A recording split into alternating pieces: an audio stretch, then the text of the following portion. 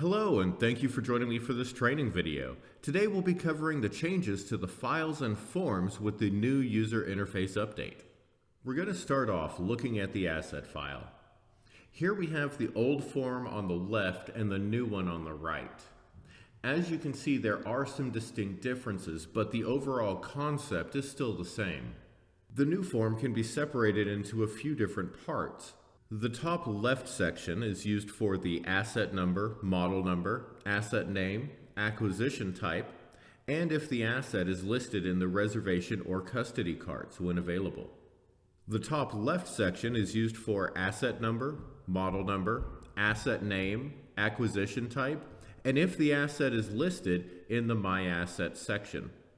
The top right area has the file buttons for saving, closing, and visiting the wiki.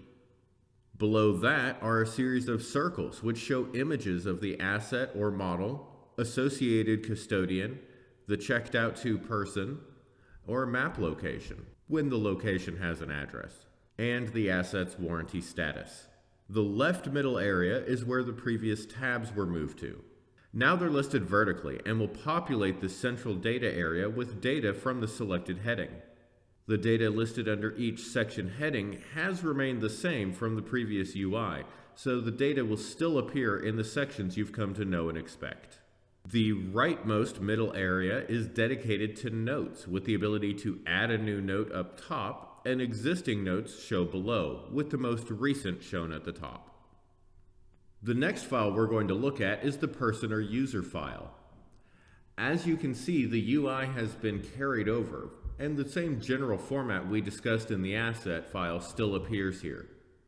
One of the biggest changes from our previous iteration is that you now have integrated shopping users in the same setup file. Just like the user button, the shopper button adds new section headers for further setup. For full and complete details on this setup process, please see the video for setting up a new user and setting up a new shopper. All of the forms in the files have been updated to be in line with the new user interface layout. This makes things very easy to use due to their consistency.